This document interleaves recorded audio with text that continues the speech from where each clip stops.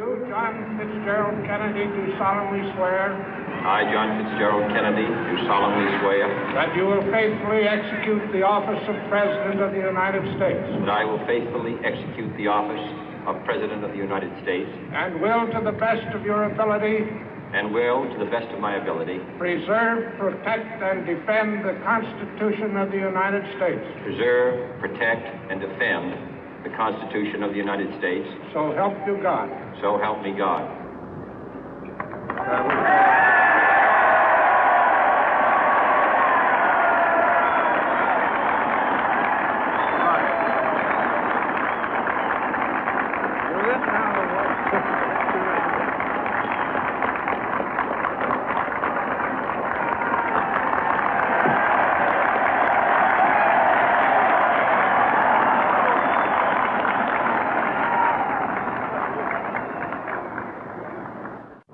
Vice President Johnson, Mr. Speaker, Mr. Chief Justice, President Eisenhower, Vice President Nixon, President Truman, Reverend clergy, fellow citizens. We observe today not a victory of party, but a celebration of freedom, symbolizing an end as well as a beginning, signifying renewal as well as change. For I have sworn before you and Almighty God the same solemn oath our forebears prescribed nearly a century and 3/4 ago. The world is very different now, for man holds in his mortal hands the power to abolish all forms of human poverty and all forms of human life. And yet the same revolutionary beliefs for which our forebears fought are still at issue around the globe. The belief that the rights of man come not from the generosity of the state, but from the hand of God. We dare not forget today that we are the heirs of that first revolution. Let the word go forth from this time and place to friend and foe alike that the torch has been passed to a new generation of Americans born in this century, tempered by war, disciplined by a hard and bitter peace, proud of our ancient heritage, and unwilling to witness or permit the slow undoing of those human rights to which this nation has always been committed and to which we are committed today at home and around the world.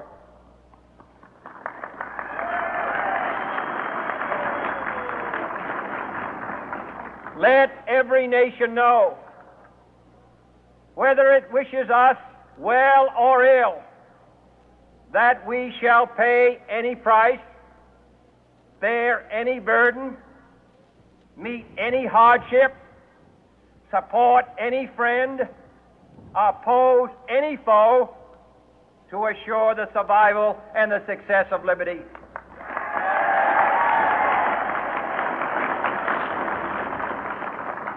This much we pledge and more. To those old allies whose cultural and spiritual origins we share, we pledge the loyalty of faithful friends. United, there is little we cannot do in a host of cooperative ventures. Divided, there is little we can do, for we dare not meet a powerful challenge at odds and split asunder.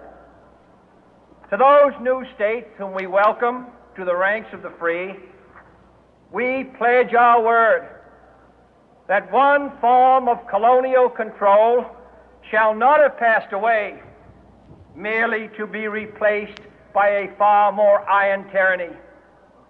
We shall not always expect to find them supporting our view, but we shall always hope to find them strongly supporting their own freedom, and to remember that in the past, those who foolishly sought power by riding the back of the tiger ended up inside.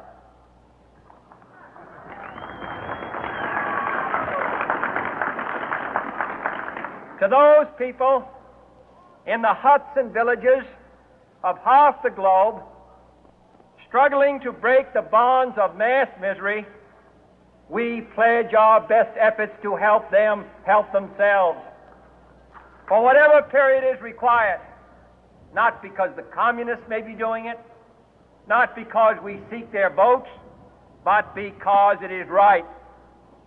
If a free society cannot help the many who are poor, it cannot save the few who are rich.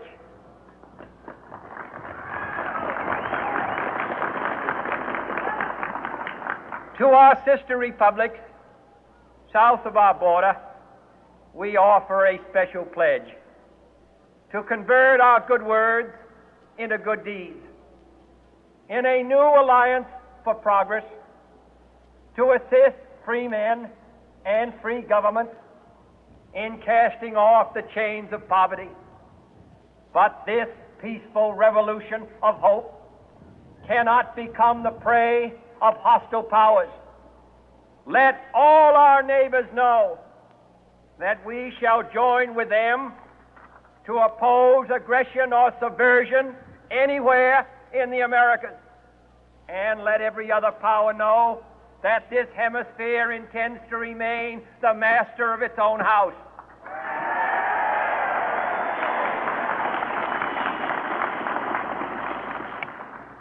To that world assembly of sovereign states, the United Nations, our last best hope, in an age where the instruments of war have far outpaced the instruments of peace, we renew our pledge of support to prevent it from becoming merely a forum for invective, to strengthen its shield of the new and the weak, and to enlarge the area in which its writ may run.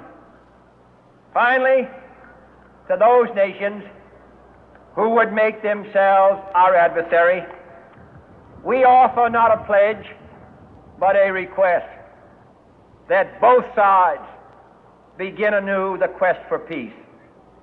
Before the dark powers of destruction, unleashed by science, engulf all humanity in planned or accidental self-destruction, we dare not tempt them with weakness, for only when our arms are sufficient beyond doubt can we be certain beyond doubt that they will never be employed. But neither can two great and powerful groups of nations take comfort from our present course, both sides overburdened by the cost of modern weapons, both rightly alarmed by the steady spread of the deadly atom, yet both racing to alter that uncertain balance of terror that stays the hand of mankind's final war. So let us begin anew, remembering on both sides that civility is not a sign of weakness, and sincerity is always subject to proof. Let us never negotiate out of fear, but let us never fear to negotiate.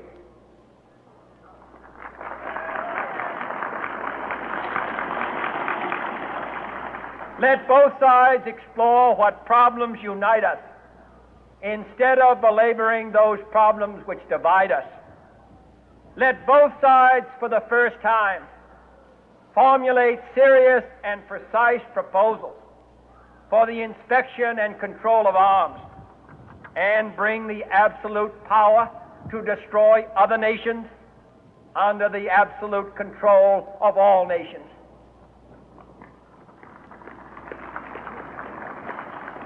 Let both sides seek to invoke the wonders of science instead of its terrors. Together, let us explore the stars, conquer the deserts, eradicate disease, tap the ocean depths, and encourage the arts and commerce.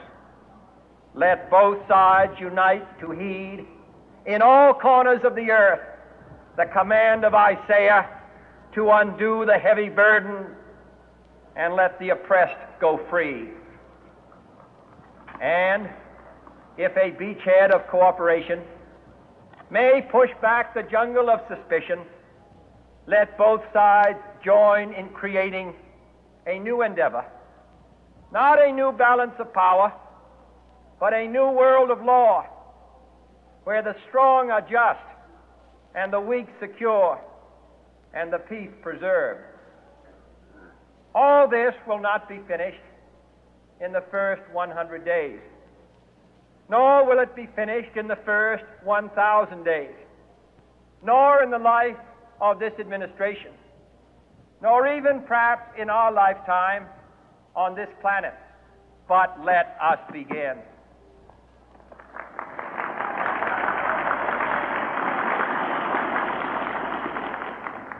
In your hands, my fellow citizens, more than mine, will rest the final success or failure of our course.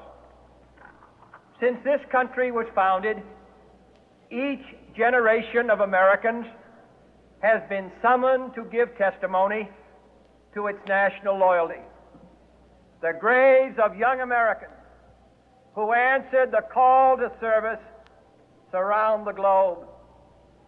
Now the trumpet summons us again, not as a call to bear arms, though arms we need, not as a call to battle, though in battle we are, but a call to bear the burden of a long twilight struggle, year in and year out, rejoicing in hope, patient in tribulation, a struggle against the common enemies of man, tyranny, poverty, disease, and war itself.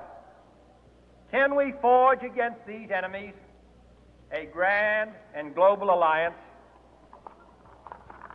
north and south, east and west, that can assure a more fruitful life for all mankind?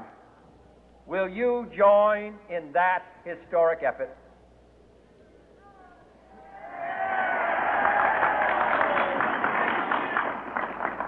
In the long history of the world, only a few generations have been granted the role of defending freedom in its hour of maximum danger.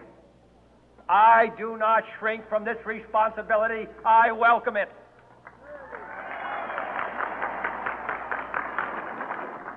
I do not believe that any of us would exchange places with any other people or any other generation. The energy, the faith, the devotion which we bring to this endeavor will light our country and all who serve it.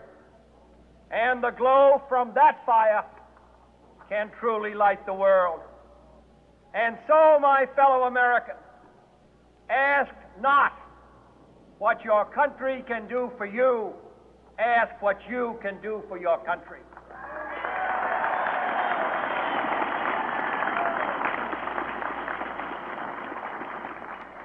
My fellow citizens of the world, ask not what America will do for you, but what together we can do for the freedom of man.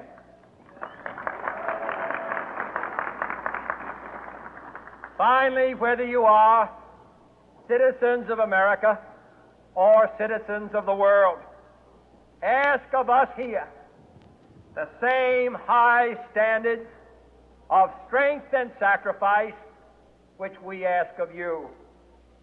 With a good conscience, our only sure reward, with history the final judge of our deeds, let us go forth to lead the land we love, asking His blessing and His help, but knowing that here on earth God's work must truly be our own.